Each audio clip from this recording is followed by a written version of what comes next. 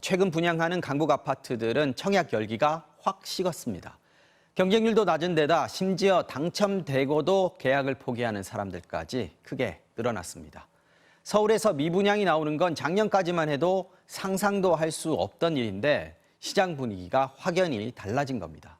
이어서 고은상 기자가 취재했습니다. 지하철 수유역에서 걸어서 8분 거리, 2달 뒤 입주하는 수유 칸타빌입니다. 지난달 초 청약을 받았는데 결과는 처참했습니다. 216가구 가운데 198가구, 92%가 계약을 포기해버린 겁니다. 당첨됐는데 계약을 안 하면 10년 동안 청약을 할 수 없습니다. 그런데도 왜 계약을 포기했을까? 서울에서 한번 해보자 해서 이제 하다 했는데 딴 데선 떨어지고 여기가 된 거예요.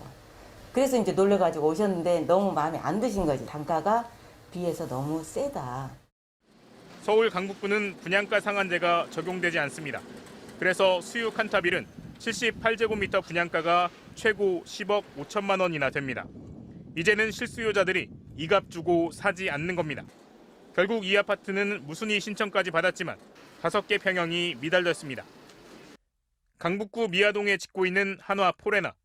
일반 청약 경쟁률이 7.2대 1에 불과합니다. 1월만 해도 근처의 다른 아파트는 경쟁률이 34.4대 1이었으니까 불과 2달 만에 청약 열기가 확 식은 겁니다. 이 아파트 역시 분양가 상한제가 적용되지 않아 84제곱미터 분양가가 최고 11억 5천만 원입니다. 역시 계약 포기가 나올 가능성이 높다고 합니다. 매년 그런 거 시세보다 오히려 비싸게 하는데 안 좋지만 이게 10여개를 좀 사고도 남는데 나 같으면 안 받아요. 서울 아파트 계약 포기는 작년까지는 상상도 할 수 없는 일이었습니다. 하지만 최근 분위기는 심상치 않습니다. 지난 2월 전국 미분양 주택은 2만 5천 호, 2달 만에 1.5배 정도로 늘어났습니다. 특히 경기도 화성, 안성 같은 외곽 지역부터 미분양이 크게 늘어나고 있습니다. 미분양이 늘어나는 건 집값 하락의 전조현상입니다. 금리가 계속 오르고 대출 규제도 촘촘합니다. 비싼 이자 내가며 아파트 사겠다는 사람들이 이제는 별로 없다는 뜻입니다. 일반 시장도 침체되어 있죠. 분양 시장도 미분양이 막 늘어나죠. 그러면 매수자들이 이제 굳이 살 필요가 없게 되는 거예요. 집값 상승에 대한 이제 의문을 가지기 시작했다는 것과 동일한 의미예요. 현금 부자들만 접근할 수 있는 강남 4구는 거래는 여전히 바닥이지만 가격은 아주 조금 상승세로 돌아섰습니다. 반면 서울의 동북 지역 8개구는 1월부터 석 달째 하락하고 있습니다. MBC 뉴스 고은상입니다. 청약 불패라고 불리던 서울에서도 미계약이 속출하는 등 아파트 청약 열기가 예전 같지 않습니다. 최근 서울 강북구의 한 아파트에선 일반 분양으로 328가구를 모집했는데요. 당첨자의 42%인 139가구가 계약을 대거 포기했습니다. 애초 분양가가 높다는 인식이 있긴 했지만 대출 규제와 금리 인상에 따른 부담까지 더해져 이런 결정을 한 것으로 분석되는데요. 달라진 분위기는 아파트 청약 경쟁률 수치로도 나타납니다. 분양가가 9억 원이 넘는 아파트를 보면 지난해만 하더라도 청약 경쟁률이 64대 1이 넘었는데 올해 들어 한 자리 경쟁률로 급락했습니다. 6억 원 이하 아파트도 17.3대 1에서 9.2대 1로 반토막이 났습니다. 지난 2년 반 동안 무섭게 오르기만 하던 아파트 값은 드디어 하락세로 돌아섰습니다. 2달 연속 마이너스를 기록했는데요. 하락세로 돌아선 결정적인 원인, 금리 인상 때문인 것으로 추정이 되고 있습니다.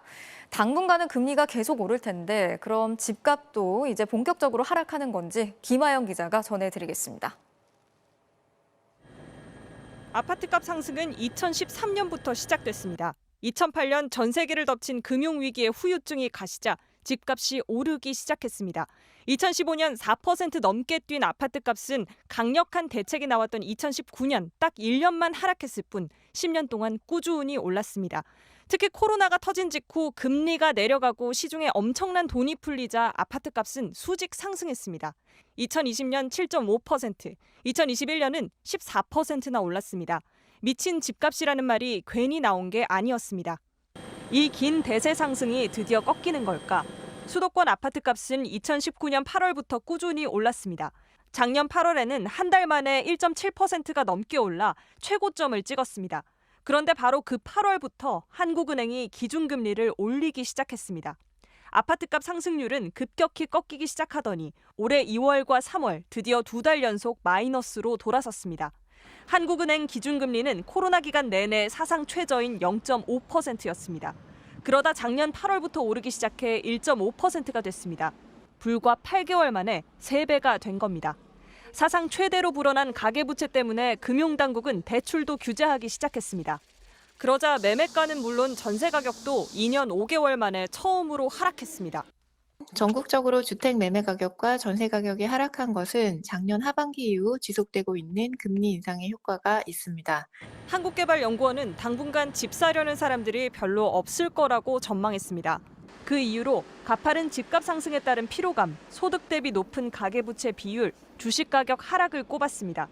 다만 올해 2분기부터 서울과 수도권 입주 물량이 많지 않아 지역별로 조금 오를 수는 있다고 내다봤습니다. MBC 뉴스 김아영입니다. 윤석열 정부가 본격 출범한 가운데 부동산 시장은 우려와 기대가 교차하고 있습니다. 박원갑 KB 부동산 수석 전문위원 모시고 자세한 내용 살펴보겠습니다. 어서 오세요. 네, 안녕하십니까. 자, 지금 시장은 관망인 것 같습니다. 아직도 어떻습니까, 보시기에? 통계적으로 보면은 약간 온도차는 있는 것 같습니다. 아무래도 규제 완화에 대한 기대감이 큰 뭐 강남이라든지 용산 쪽은 여전히 플러스를 유지하고 있고요.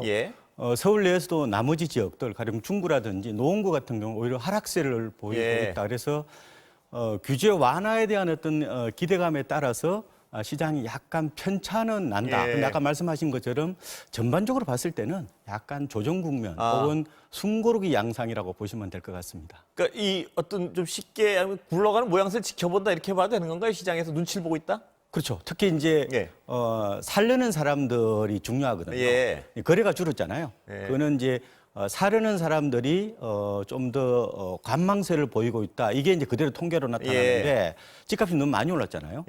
또 금리가 또 앞으로 또 엄청나게 오른다는 그런 부담감이 있다 보니까 지금 살 필요가 있나? 좀 기다려보자 이런 어떤 흐름들이 시장에 그대로 나타나고 있다 이렇게 보시면 될 것 같습니다. 그러면 의원님 보시기에는 시장은 하향 안정세일 가능성이 높다 이렇게 저는 들리는데 그렇게 해석해도 되는 건가요? 일단은 안정세로 보시면 될 것 같고요. 다만 일부 재건축은 이게 이제 휘발성이 크다, 폭발성이 크다 그러잖아요. 이제 규제 완화 어떤 조금만 신호를 보내도 시장이 좀 과민 반응하거나 좀 과몰입하는 그런 경향이 있어요. 그러면은 국지적으로는 좀 물퉁물퉁한 모습이 나타나겠지만 전반적으로 봤을 때는 안정 국면이 되지 않을까 이렇게 보고 있습니다.